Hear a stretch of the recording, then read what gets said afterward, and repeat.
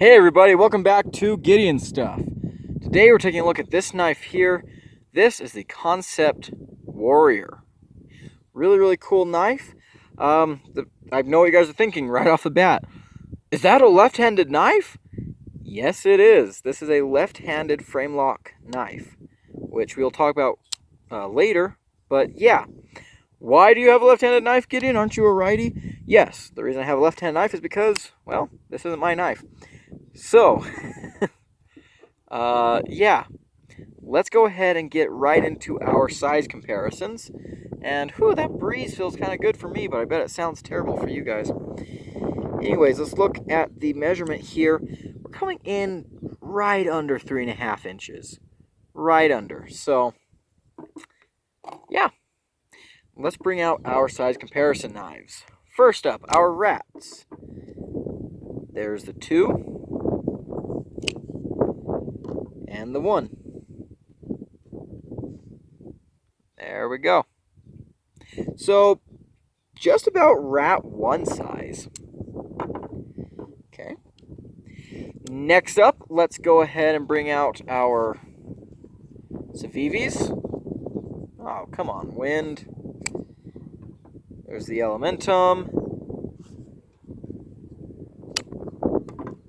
And the Praxis. Cool. Let's bring out our flagship comparisons. Here is the Bug Out. And here's the PM2. There we go. And to close out on size comparisons, let's compare it against the Wii Minax and the Best Tech. Hey, slow down, wind. And the Best Tech Horus. These two are kind of similar. Titanium, S35VN, all that good stuff. So, what are we looking at here as far as materials go? We're looking at a blade of S35VN, drop point, titanium handles, and marble carbon fiber inlays, titanium clip. I like the look of this stuff. There are several different versions of this knife available. Besides just left-handed versions, you have versions with micarta inserts, and you have versions that don't have the blackened titanium, it's stone-washed. You have a tanto blade version. There's a bunch of different versions of this knife. This one here was $199, so we'll call it a $200 knife. Some of the other versions are a little bit more expensive. All right. Let's go get into some testing, shall we? Very light testing, since again, this is not my knife, but let's go. All right. We're going to do some just light testing. That wind is getting worse and worse, and I bet it's going to rain. But anyways, got some cardboard here. So behind the edge thickness is about 20 thousandths.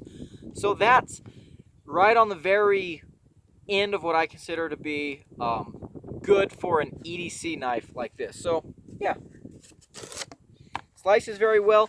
Does have a fairly thick blade, and we'll talk about that. Does slice well.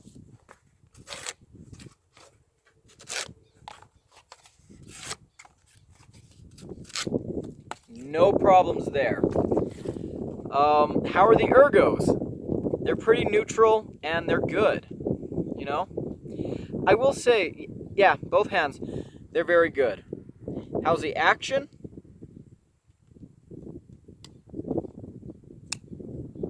It's really nice.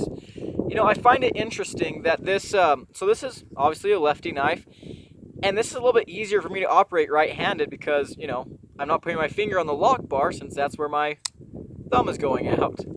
So, interesting, you know, interesting. How's it carry? The clip is a little tight, just a little. It will stay in your pocket, slender knife, no flipper tab or anything, it tucks away nicely. Pretty lightweight, thin titanium, carbon fiber. Yeah, that clip is just a little bit tight. So, all right. Let's get back to the table, shall we? It is starting to rain. Of course, every time I try to do a video, right? Ah, well. All right, well, the rain finally stopped raining. So let's get into this knife a little more in depth. Kansept Warrior, what do I like? What do I not like? So first of all, this is a very simple knife. Titanium frame lock, thumb studs, pretty straightforward design, but I think it looks really, really good. This marbled carbon fiber is very nice. The titanium is done well. I love that it's a bolster lock. There's carbon fiber on both sides. Something that really kind of ticks me off about a lot of titanium frame locks is when the show side is fancy and then the lock side is, well, plain. And this one, it looks pretty much exactly the same on both sides. I love that. Next thing, this blade is really nice. 20 thousandths behind the edge, so as far as slicing goes, kind of an average performer. However, look at this drop point. You have a lot of straight, and then you have this belly, comes back, and then it almost hooks a little bit at the tip, which gives you a lot of, it's a very unique drop point blade. It's almost like a drop point hawkbill. This could be, I see this being really great at utility cuts. This nice bit of belly, very good for kind of rolling cuts. It's a very interesting blade. I like it a lot. Pretty thick. This could be kind of in fact, I think Blade HQ describes it as a gentleman's tactical crossover. And yeah, I can see it. Next thing about the blade, you have stone washing here on the flats and then satin on the grind. It looks good. This jimping here on the back of the blade is, focus, pretty unique jimping. Yeah, I like it. Why will that not focus? There we go. I like it. It does work. It gives you plenty of grip. Very nice. The ergos on this knife are very nice. Very nice indeed. They're actually better right-handed than left-handed in my opinion, but that's the case with a lot of knives because, just the clip being on the one side, you can feel it in your hand, but left-handed, still really, really good. Next thing, good details here. I like this little milling in the titanium there. I like this back spacer. It's really nice. The clip looks good. It's kind of a stonewash titanium. The thumb studs are nice and comfortable. Very well shaped.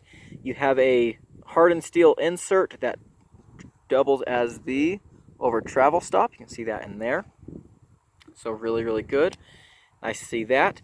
Centering was nice. So yeah, it's built very nice. This knife is pretty lightweight.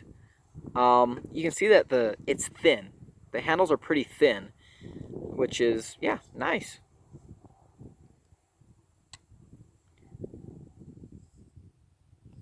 Looks really good. Carry on this guy is nice. It folds up nice and slim.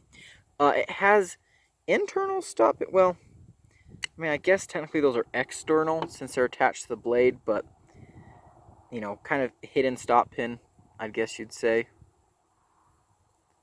So I like that. It helps improve the stability side to side, which is really, really nice. Next, the action on this knife is very good. Very snappy. That is not to be messed with. And then just drops.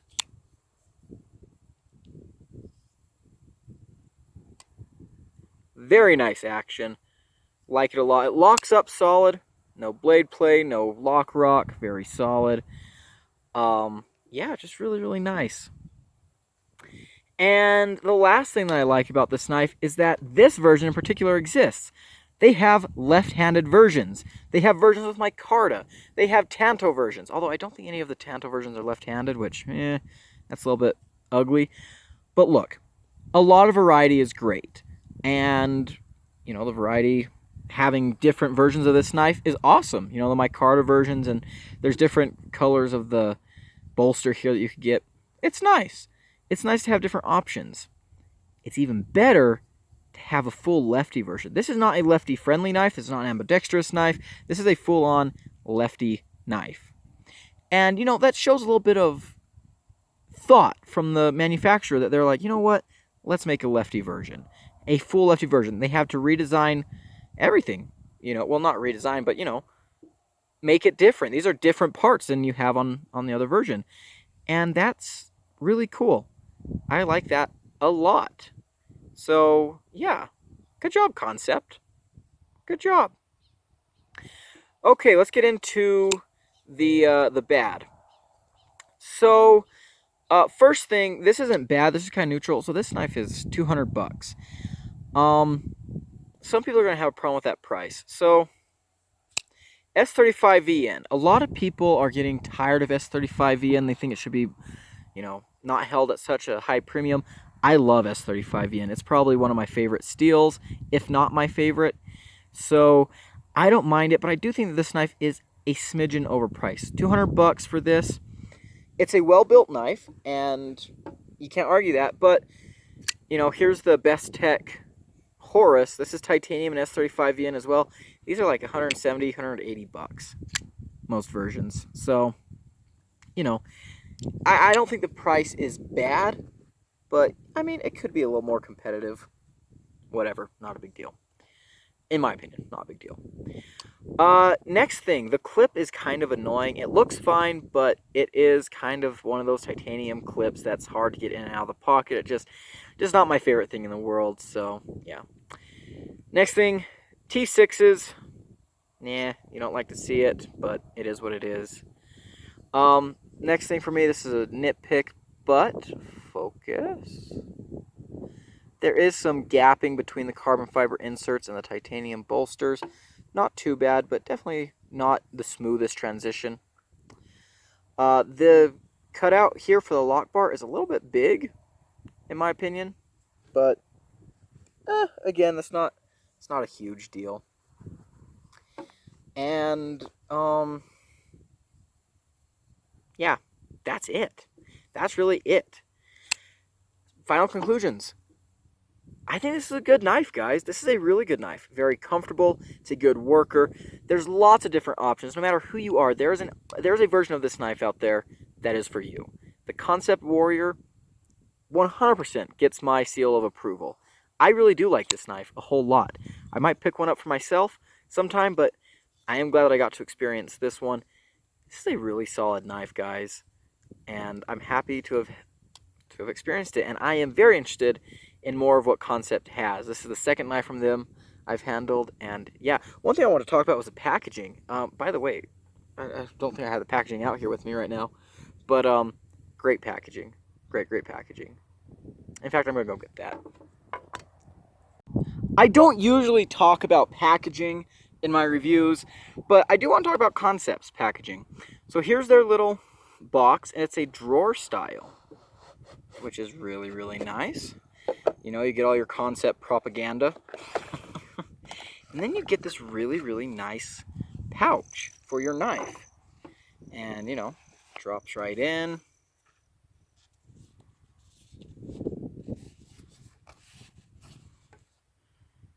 That's pretty nifty. Leather strap with the, you know, it's nylon, and I like that. I like that a lot. And the thing is this doesn't just come with their premium models. This same packaging comes with their budget stuff. That is impressive, and I like that a whole lot about Kansept. So, yeah, I did just want to mention that real quick before we close up this review. But we mentioned it, so now we can close up the review. And yeah, I kind of already went over my final conclusions, but my final conclusions are very positive. I think this is a great knife. A really great knife. And actually something that I just now noticed. Huh. This is serialized. Let me grab my flashlight. Wow, that is interesting. I did not notice that before. Focus. My flashlight is dying. This is not going to work. But this is number 127 out of 110. Kim Ning. That's the guy that runs Kansept, I believe, and he probably designed this knife. So yeah, that is really cool. I guess the lefty versions might be numbered. Yeah, this is number 27 out of 110. Interesting. That's really, really cool. Never noticed that before. Yeah, this is a really, really cool knife, guys. Those are my conclusions. This is a great knife. And if you want one, I'm sure you'll be... Shut up, motorcyclist. I don't know if you guys could hear him on the highway. Anyways, this is a really cool knife. And if you're interested and you want one, I guarantee there's a version for you out there. So, yeah, that's going to wrap up this review. Thank you all for watching. If you liked, don't forget to like, comment, subscribe, and I'll see you in the next one. Gideon out.